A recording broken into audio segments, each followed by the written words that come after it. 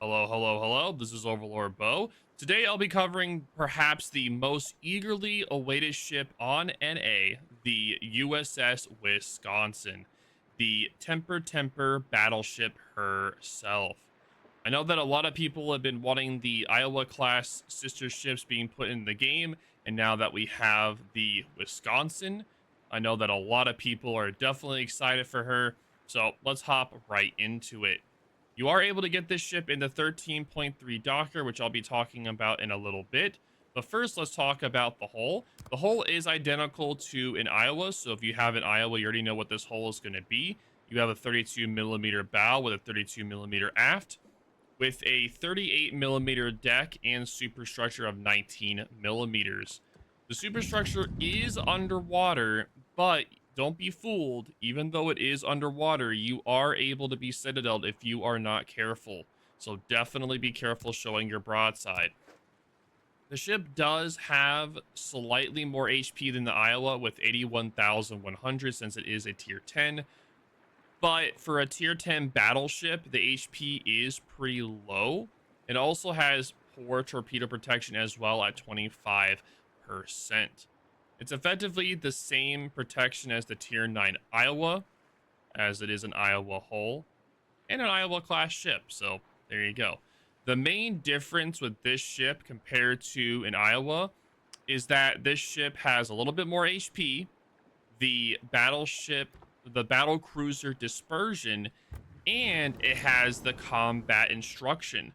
Now, this combat instruction makes it where if you hit enemy a certain amount of times, you get a 50% reduction on your reload time for 20 seconds, and it makes it where you get 80% consumable preparation and reload time. So if you know about the Sam Martin and the Sam Martin gimmick where it has pretty much a zombie heal, where it has the combat instruction that makes it where it's able to get its heal back quicker, DCP, radar, sonar, all that, it gets all that quicker. That is now on the Wisconsin itself. And I'll be talking about how good that is going to be later in the video. You might be wondering how you can get the Wisconsin yourself. Well, Bo's got you covered. Now, the Wisconsin can be earned through her Dockyard event starting in update 13.3, so in April in a few days. While the event will run until update 13.5, the combat missions to earn the Dockyard tokens will only be available for the first 2 months, so pretty much for April and May. If the player is unable to complete enough missions during this time frame, which you should easily be able to, you can still buy Dockyard phases to finish building her until the end of update 13.5. So you have pretty much until July to get the Wisconsin. This Dockyard event in particular is by far the most generous compared to all the Dockyards we've seen. There's a total of 30 Dockyard stages where 28 of them you do combat missions for them for free, and 2 you have to buy, right? And they only come out to 3,200 doubloons, right? So you get a tier 10 battleship for 3,200 doubloons, and by just playing the game. That is already insanely generous from World of Warships.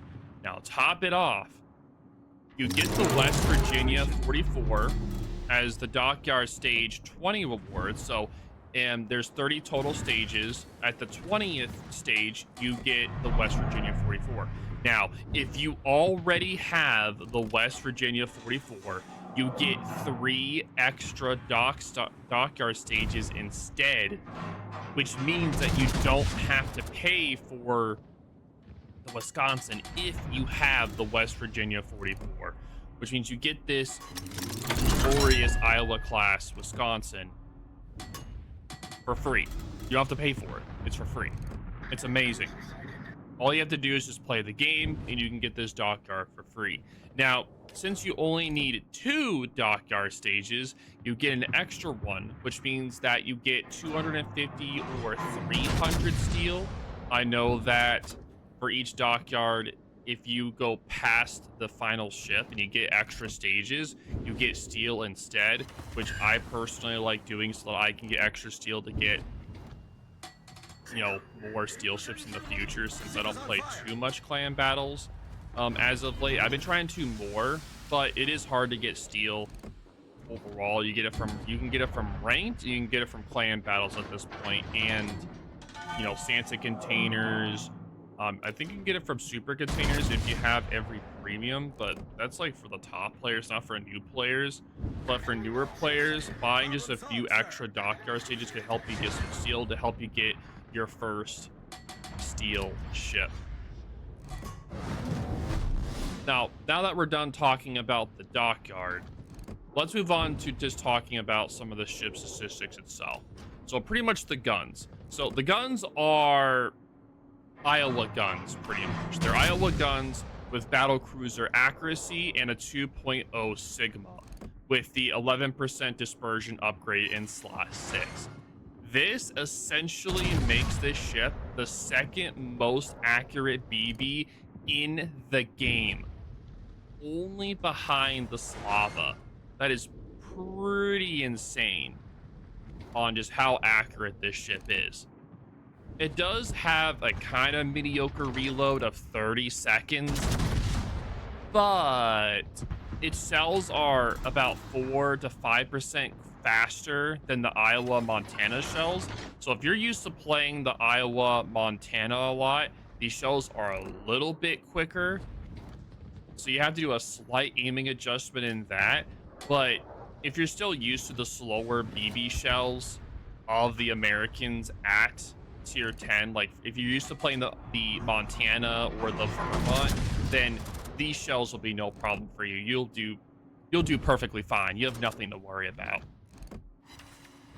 About the secondaries, don't build into secondaries. This ship is not the tankiest battleship. It's not meant to be used as a secondary ship. It has an Iowa hull, which isn't the tankiest, but it's also not the squishiest. And its main reliance on its ability to get that combat instruction. Like, yes, you can get a lot of heals off with that combat instruction, but it's not going to save you when you're being focused by the whole team. So it's best to not build secondaries. You need to just play as a mid to long range battleship, trying to get your combat instruction to be able to slap broadside ships, or to get your heal back quicker. Moving on to anti-air, this ship actually has very strong anti-air thanks to the DFAA that it has. It also does very well against tier 10 CVs, but super CVs and good players overall, and of course, you know, Soviet CVs like the Nakamov are just gonna have a field day, but that's kind of normal for CVs. They kind of just, you know, do whatever. But they still have to work around your anti-air, which it is still very strong. And since my build, which I'll show at the end of the video, you build partially into anti-air, that skill that you take also makes it where you get 40% faster reload on your consumables. Makes it where you get your heal back faster. So if you're being focused by a CV, it's pretty much giving you your heal quicker and your DCP back quicker. So it's a plus in a negative situation. So it is what it is. For anti-sub warfare, you get a standard ASW with the 11-kilometer range. Pretty good overall, I would say. It's pretty good. I've had plenty of fun destroying subs with this thing, so I think you guys will do perfectly fine with it as long as you know how to aim it at submarines. Maneuverability wise, it has a pretty fast base speed of 32.5 knots. It's good, but of course you can't keep up with BBs like a Burgoyne. Like, of course, like Burgoyne's literally the speed demon of tier 10s, besides like incomparable. It is slightly slower though than an Iowa, but it doesn't make much difference in randoms or ranked wherever you play, it's not going to make that much of a difference. Like, yeah, Iowa's a little bit quicker, but it's such a small number that it's not really going to be noticeable. You also take risk on this ship since it has a 12.9 kilometer range, which makes it where you go like 35 knots standard. It's pretty nice. It's pretty nice. You can go pretty good with it. And since you are trying to use your concealment more and be more stealthy with this ship, like, yes, of course, you're going to be shooting across maps at times with your range, or you're trying to get more sneaky shots with broadsides, but having that nice concealment on this ship also makes it where you're able to go dark if you're being focused. A lot of tier 10 battleships, you're not able to do that, so I'm glad that with the Wisconsin that you're able to do that with it.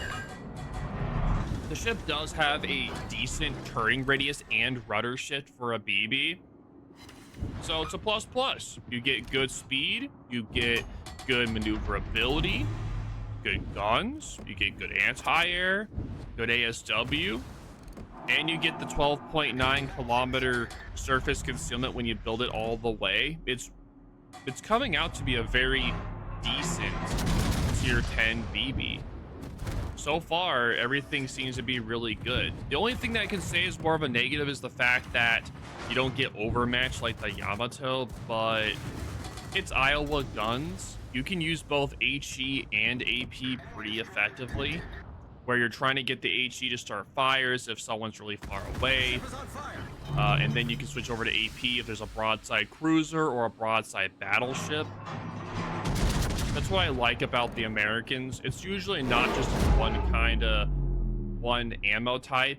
If you're able to switch between the ammo types effectively using Halsey, you can really just be unpredictable with your rounds, which can really throw the enemy off on not knowing what rounds you're going to use, and you can get a lot of those surprise broadsides and death strikes with just smacking them.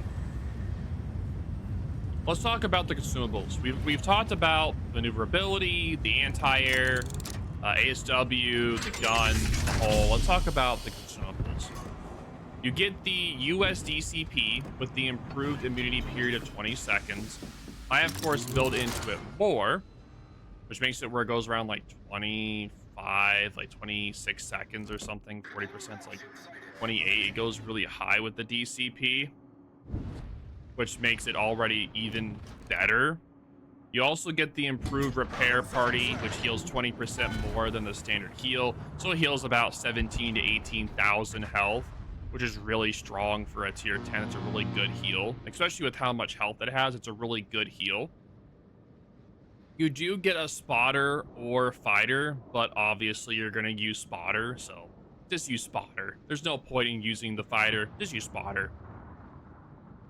The FAA is pretty rare to see on a BB, so it's really nice to see it. Pretty much, if you see a CB coming to attack you and he's not like going to turn out, activate the DFAA first and then hit your priority sector, and you'll do so much damage with the priority sector, because the priority sectoring does a base percentage damage to the planes. It's like a raw just hit percentage damage, so you want to hit it before they get in close. You want to hit it as soon as they enter your anti-air range, so you just do that giant raw damage hit. It's really good.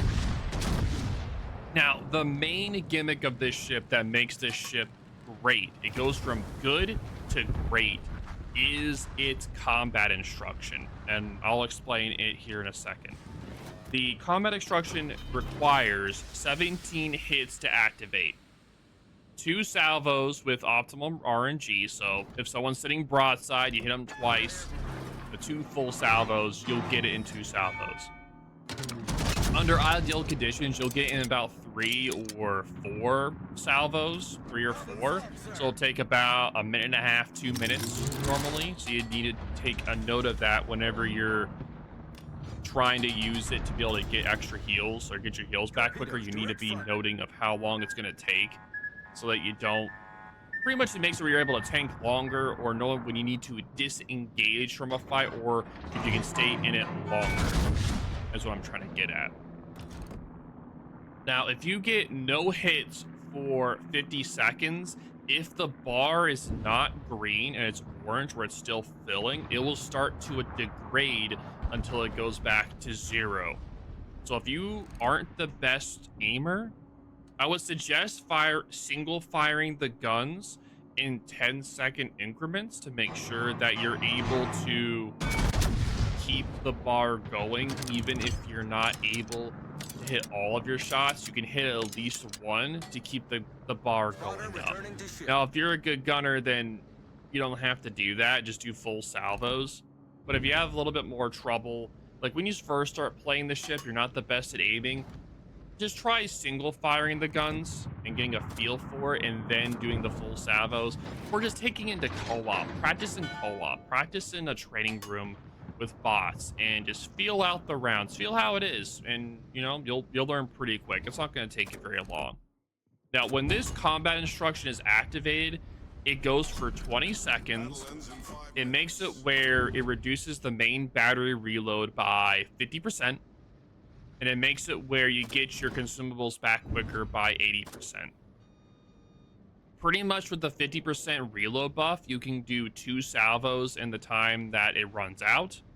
And with the consumable reduced by 80%, it makes it where you get your DCP back like maybe 2, like you get it back like 1 time because of how long the DCP lasts.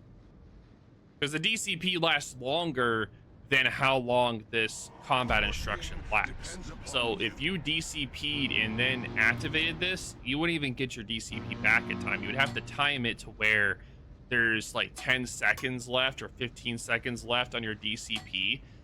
And then whenever it goes on cooldown, it should go down by then. Yeah, it should go down by then. If there's like 10 seconds left on it, you can then activate the combat instruction.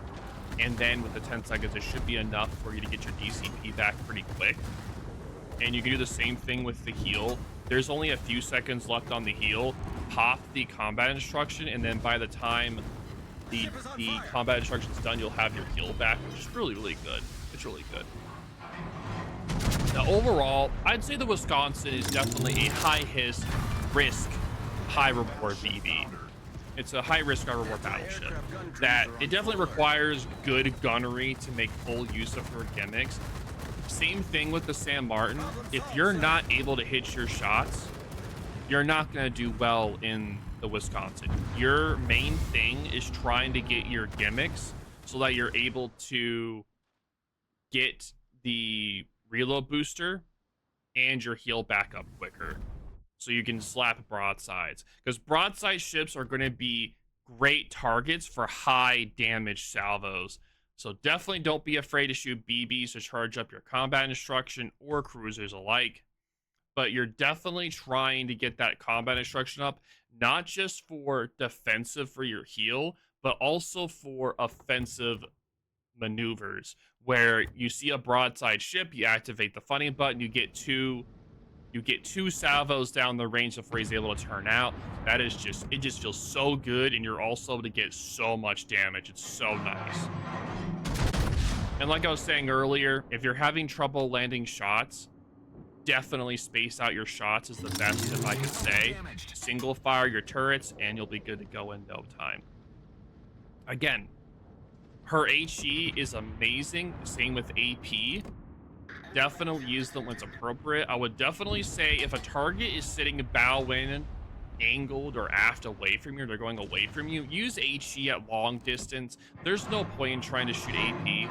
Just shoot HE, get that fire damage going, and then when they show broadside, switch back to AP. Since you're going to be building into gun feeder using Halsey, you can switch between HE and AP as much as you want, and you're going to do amazing well with it, I guarantee it. Just, you need to be able to make sure you can switch between the shell types. If you only stay on one, you're not fully utilizing this ship. Just give it a try. You'll do amazing. Now, once you have the charge filled up, you can save it again, like I was saying, for offensive purposes, where if you see someone going broadside, you activate that combat instruction, get 2 nice salvos on that broadside, potentially kill them. Or if you're being focus fired, you use that combat instruction to get your heal back quicker, and you just zombie heal through all the damage that you're taking. Now, I would say overall, I think this ship is definitely a go-to. Like, you want to get this ship, I would highly suggest grinding for this. If you have a West Virginia 44, you can get this damn thing for free. Like, there's no point in you not getting it. You can get it for free. And if you have to, if you don't have a West Virginia, you do have to pay for it. It only costs 3,200 doubloons. It is the cheapest dockyard of all time, besides the Puerto Rico event, which we don't talk about, like the first one, the Puerto Rico event. We don't talk about that. But I highly suggest that you get this ship. Highly, highly, highly, highly suggest it. Now, let's do a little bit of a backstory in the Wisconsin, and then we'll talk about the build of the ship.